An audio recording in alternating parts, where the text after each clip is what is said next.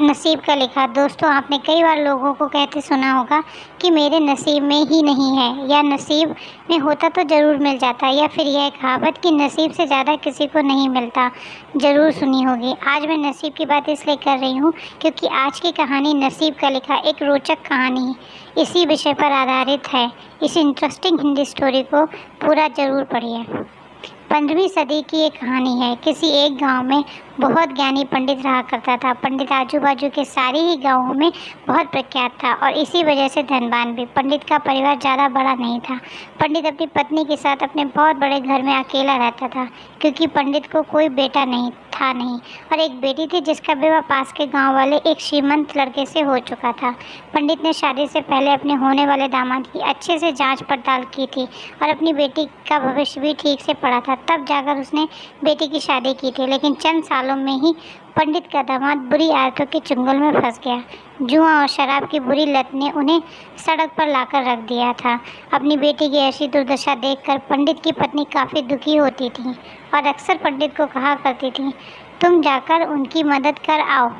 पंडित हमेशा अपनी बीवी को ये कहकर उनकी मदद करने के लिए मना कर देता था कि अभी कुछ समय तक उनका बुरा वक्त चलना है। हम चाहे कितनी ही कोशिश कर लें, जो उनके नसीब में नहीं है वह उन्हें नहीं मिल पाएगा। पंडित की ऐसी बातों से उनकी पत्नी काफ़ी दुखी हो जाया करती थी और मन ही मन सोचती थी कि कैसा स्वार्थी पिता है, अपनी बेटी को इतने कष्टों में देखकर भी उसकी मदद करने के लिए मना करता है। आखिर भगवान ने जो इतना सारा धन धान्य दिया है उसका क्या करेंगे? हमें कोई और औलाद भी तो नहीं है, ले देकर एक यही बेटी है और इसके लिए भी कुछ नहीं करेंगे तो किसके लिए करेंगे? पंडित ऐसा नहीं सोचता था। ऐसा नहीं है कि पंडित अपनी पुत्री से प्रेम नहीं करता था, लेकिन उसने अपनी पुत्री की कुंडली इतने अच्छे से पढ़ी थी और ये पहले से ही जानता था कि वह चाहे किसी भी लड़के से शादी करती, लेकिन उसके जीवन में ये समय आने वाला ही था और बिना इसे भुगते उसको छुटकारा नहीं मिलने वाला था। एक दिन खाने पीने के लिए भी मोहताज हो चुके पंडित की बेटी और दामाद उसके घर पर आए।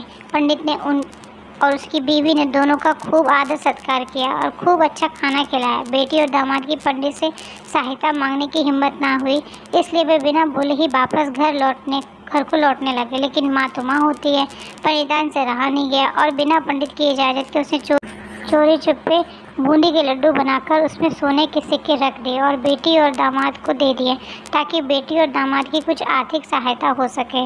पंडितन ये भी जान गई थी कि बेटी और दामाद शर्म के मारे उनसे मदद नहीं मांग रहे थे, इसलिए उसने बेटी और दामाद को भी लड्डुओं में छिपे सिक्कों के बारे में कुछ नहीं बताया। जाहिर सी बात है कि जब वो लोग घर पर जाकर लड्डू खाएंगे तो उसमें सोने के सिक्के मिल जाएंगे। इस तरह बिना उनके मांगे ही उन तक मदद पहुंच जाएगी। सोचकर पंडित मन ही मन अपने बेटी की मदद करने के लिए खुश होने लगी। पंडित के दामाद और बेटी उन दोनों का आशीर्वाद लेकर अपने घर की तरफ रवाना हो गए। उन दिनों गाड़ियाँ तो होती नहीं थी, घोड़ा गाड़ी या गाड़ियाँ चलती थी। पैसा न होते तो और चीज़ों के लेन देन से भी व्यवहार होता था। बेटी और दामाद का गांव पंडित के घर से कोसों दूर था, फिर भी पैसों की कमी के चलते वे चलकर अपने गांव की तरफ निकल पड़ते हैं। थोड़े दूर ही चलते थे कि पंडित की बेटी के पैर में मोच आ गई और अब उसको चलना भी मुश्किल हो गया। पंडित के दामाद ने जब देखा कि उसकी बीवी अब बिल्कुल चलने में सक्षम नहीं है तो उसने एक टांगा अपने घर तक किराए पर ले लिया। दोनों पति पत्नी टांगे में बैठकर घर तक पहुंच गए, लेकिन टांगे वाले को देने के लिए उनके पास पैसे नहीं थे। इसलिए पंडिताई ने जो बूंदी के लड्डू उन्हें दिए थे वही किराए के तौर पर उस टांगे वाले को दे दिए। टांगे वाला बूंदी के लड्डू को लेकर वहाँ से चला गया। टांगे वाला अपने घर की तरफ जा रहा था, तब उसे एक हलवाई की दुकान दिखी। उसने सोचा कि थोड़े से बूंदी के लड्डुओं से मेरे घर के लोगों का पेट थोड़े भरने वाला है, इससे अच्छा मैं इन बूंदी के लड्डू को बेचकर उनसे कुछ चावल खरीद लेता हूँ। टांगे वाले ने बूंदी के लड्डू हलवाई को बेच दिए। जिस गांव में हलवाई रहता था उसी गांव में एक आदमी अपने घर पर पूजा रखी और उसी पंडित को उस पूजा के लिए बुलाया था। पूजा में लगने वाले प्रसाद के लिए उस आदमी ने उसी हलवाई से बूंदी के लड्डू लिए जहाँ पर उस टांगे वाले ने बेचे थे। हलवाई ने भी इस आदमी को वाले से खरीदे हुए लड्डू ही पहले दिए ताकि वह ख़राब ना हो जाए, क्योंकि वह नहीं जानता था ये लड्डू कब बने हैं।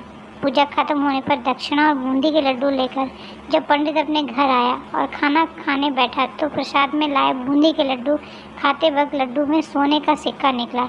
इस घटना को देखकर पंडिताइन की आंखों में आंसू बहने लगे। पंडित ने जब पंडिताइन से उसके रोने का कारण पूछा तो पंडिताइन ने पंडित को सब कुछ बताया और पंडित से उनकी बातों पर भरोसा न करने के लिए माफ़ी मांगी। पंडित ने पंडिताइन के आंसू पोंछे और कहा कि तुम्हारी तरह मैं भी हमारी बेटी से बहुत प्रेम करता हूँ। दामाद हमसे हमेशा ऐसे ही मदद की अपेक्षा रखेगा और अपनी बुरी आदतों को कभी नहीं छोड़ेगा। पंडिताइन अब पंडित की बातों से सहमत हो गए। 2-3 महीने बीत गए। पंडित के दामाद और बेटी फिर से एक बार उसके घर आए और इस बार उनकी परिस्थिति पहले से बेहतर थी, क्योंकि पिछली बार खाली हाथ जाने के बाद दामाद ने नया काम शुरू किया था और अपनी सारी बुरी आदतें भी छोड़ दी थी।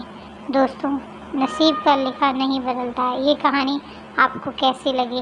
क्या आप भी नसीब पर भरोसा रखते हैं या फिर आप उन लोगों में से हैं जो अपना नसीब खुद अपने हाथों से लिखना चाहते हैं? अगर आप लोगों को हमारी ये स्टोरी अच्छी लगी हो तो हमारे चैनल को लाइक, शेयर एंड सब्सक्राइब करें।